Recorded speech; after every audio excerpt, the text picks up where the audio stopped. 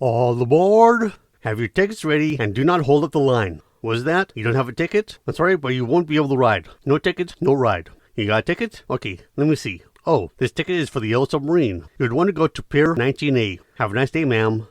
Greetings and welcome to Checkpoint Gaming. For this series of episodes, we'll be going over how to play the game Ticket to Ride. But before delving into today's episode, let's talk about today's sponsor. This episode is brought to you by Ghost and Campfire Stories of Huntington Lake, a collection of original fiction set in and around the area of Huntington Lake, California. These range from lake monsters that possess a threat to human beings to roaming spirits of dead airmen. Accompanying these stories are a few illustrations that are peppered throughout the collection. This collection of stories can be bought on Amazon in paperback form or for your Kindle. A link will be provided in this episode's description for those interested in obtaining a copy for themselves. So big thank you to Ghost and Campfire Stories of Huntington Lake for sponsoring this episode, and with that taken care of, let's get into today's episode.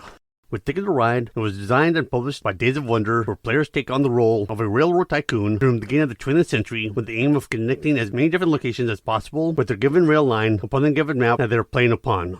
With these different locations, they can be found within a city, country, region, continent, or even the entire world. These locations also typically represent cities, although they can also represent way stations or countries for a given rail line to aim for.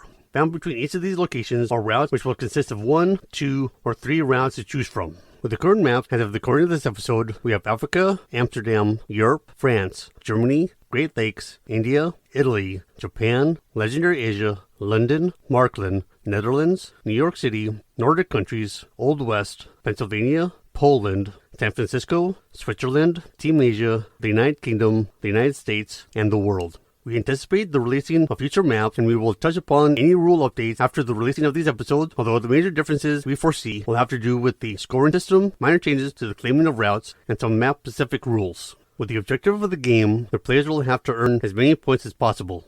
In order to earn these points, players will have to successfully complete the routes found upon their destination tickets, claim a route found between 2 adjacent destinations found upon the map, and in certain circumstances, extra points will be granted the longest continued route laid and the most tickets claimed. If playing in the Great Lakes or the world, the construction of harbors will grant points if it's found on the destination tickets. With the Amsterdam map, additional points are earned by collecting merchandise bonus cards when claiming routes that have a cart icon. With the London map, additional points are earned by completing districts through connecting all of its composing locations. With the New York City map, additional points are earned by connecting tourist attractions. With the Poland map, additional points are earned by adding up the country card that the player has connected. With the San Francisco map, additional points are earned by collecting tourist tokens. With how the game is designed, it is meant to be played with a minimum of 2 players, but more are able to play as well.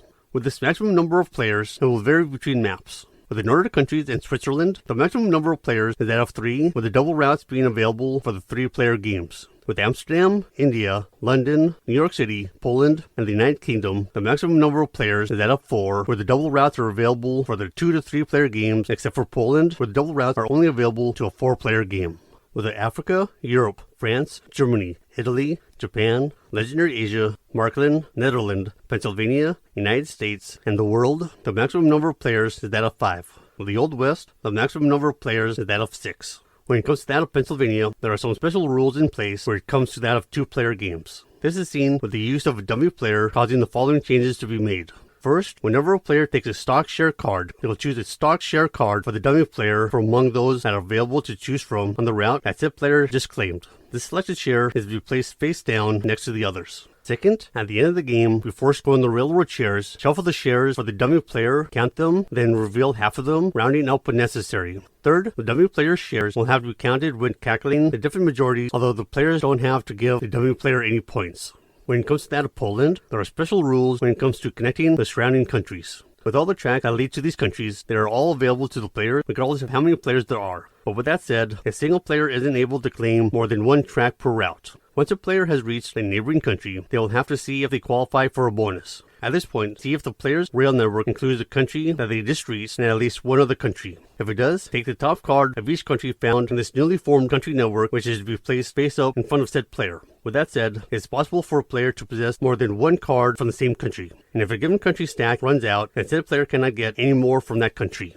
With Team Asia, it is specifically designed to be played in teams and consists of 4 to 6 players. At the start of the game, players pair off into teams of 2 and will stand next to each other. This will allow the players found in a team to always play in succession. In regards to the train cars, split the number into 2 sets of 27 trains each, 1 for each player on the team. Players that are found on the same team will score together using the common score marker of the matching color. With that said, each player is to keep their own set of trains separate from each other. Teammates also share 2 card holders placed in front of them, where each one for the team's common train car cards and the others for their common destination ticket cards. These card holders are to be in easy reach of each player. Although teammates can engage in light talk, they cannot exchange game information except as permitted by the rules dictating the use of the team's card holders. When it comes to that of setting up the game, place the selected board map in the center of the table. Each player will then take a set of colored train cards along with the associated scored marker. With the Europe map, also take the 3 matching colored train stations. With the Germany map, place the 60 passenger meeples into the bag and shuffle them, followed by drawing the passengers for the bag at random and place them onto the board according to the diagram.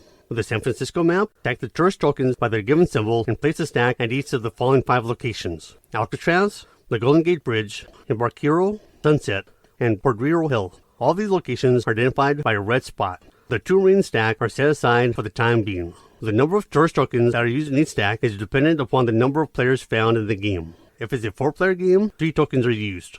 If it's a 4-player game, then 3 tokens are used. If it's a 4-player game, then 3 tokens are used. But if it's a 2 to 3-player game, then 2 tokens are to be used. With the Poland map, sort the country cards by their respective country and then stack them face up next to the matching country location. Also make sure that the country cards are arranged so that they're running from highest to lowest to the highest value card found on the top of the deck. Each player will then place their scored marker upon the starting location found upon their selected map. For most maps, it is found next to the 100 number on the scoring track that's running along the map's border. With Amsterdam and London, there's a place next to the 50 number on the scoring track. During the course of the game, each time a player scores points, then the player will advance their marker accordingly. From there, shuffle the train card cards and deal a starting hand of 4 to each player for each map except for France, where each player will receive 8 train card cards instead, and 2 train card cards for Amsterdam, London, New York City, and San Francisco. Then place the remaining deck with train card cards next to the board and turn the top 5 cards from the top of the deck face up next to the deck. With the Great Lakes and World map, also shuffle the ship cards separately. With the World map, deal a starting hand of 3 train and 7 ship cards to each player. With the Great Lakes, deal a starting hand of 2 train and 2 ship cards to each player. From there, flip 3 cards from each deck face up. With the Amsterdam map, place the 16 merchandise bonus cards in the deck and next to the board. With the Longest Path bonus card, European Express bonus card, Summary card, Globetrotter bonus card, and any other relevant bonus cards face up next to the board. When playing upon the Europe, Germany, Legendary Asia, and Markland map, separate the longest routes from the regular or short routes. Since the backs are color-coded, this should make it easier to distinguish between the two. From there, shuffle both decks separately. When done, in playing with the Europe and Legendary Asia maps, randomly deal 1 long route out to each player, with the remaining long routes being placed back into the game box without letting anyone look at them. With the short routes, 3 destination tickets are dealt to each player. When playing with the Europe map, all the initially discarded destination tickets are to be placed into the game box without letting anyone see them, and these destination tickets can either be long routes or short routes. When playing with the Germany or Markland maps, each player can draw any combination for the long and short route, but said player will need to first declare which combination of tickets they will be drawing. When playing on the United States map, each player is dealt 3 cards. When playing on the Europe map, in addition to the long route, the short routes are shuffled and 3 are dealt to each player.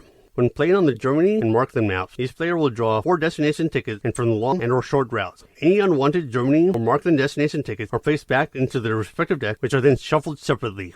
When playing on the Japan and Poland map, each player is dealt 4 cards. When playing on the Nordic countries map, each player is dealt 5 cards with any return cards removed from the game and placed back in the game box. With Amsterdam, London, New York City, and San Francisco, they are dealt 2 cards. With the United States, Europe, Germany, Japan, Legendary Asia, Markland, and Nordic countries map, each player keeps at least 2. With the Africa, India, Poland, and Switzerland maps, each player is dealt 4 cards and keep at least 2. With Amsterdam, London, New York City, and San Francisco, they keep at least 1. When playing on the France, Great Lakes, Italy, Netherlands, Old West, Pennsylvania, the United Kingdom, Team Asia, and World maps, each player is dealt 5 cards and keep at least 3. Regarding Team Asia, these destination tickets are kept secret even from their teammate. After both teams have selected their destination tickets, they must simultaneously place 1 each into the team's common destination tickets card holder, giving each team 2 shared destination tickets at the start of the game. All other destination tickets are to remain in the player's hand and kept secret. Unless otherwise stated, the discarded destination ticket cards are returned to the destination ticket deck and placed at its bottom.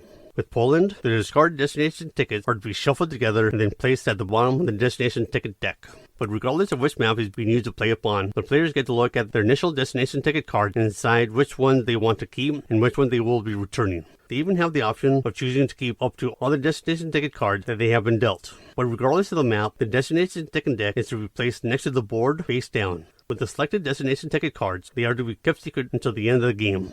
With the France map, sort the track pieces by length and put them next to the board. With the Italy map, place the ferry card into a pile and in close proximity the train cards deck. With the Japan map, place the bullet train miniatures close to the board, as well with each player taking a bullet train progression marker that matches the color they are going to be playing and places it on the 0 spot on the bullet train track found upon the board. With the Old West map, each player will receive 3 city markers in the player's selected color. After choosing their tickets, beginning with the player who will be going last and progressing counterclockwise, each player will choose their starting city by placing one of their city markers onto it. Players should pick their starting city carefully due to them only being able to expand their rail network out from this city. With San Francisco, before starting the game, when playing with 3 to 4 players, have the last player take one of the 2 remaining stacks of tourist tokens that were set aside, where they will place it upon any location they wish, so long as not already in possession of a stack. From there, have the second to the last player do the same thing with the final stack. In a 2-player game, have the player who is going second place the 2 stacks on any 2 locations that they want, as long as they don't already have a stack. With these stacks that the second player is placing, they consist of 1 token each. From there, you are ready to play the game. So with that said, that is what you need to know about setup for Ticket to Ride.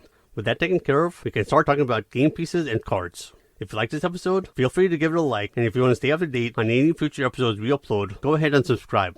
You can also support us on Patreon for as little as $1 a month at patreon.com/checkpointgaming. See you in the next episode, and happy gaming.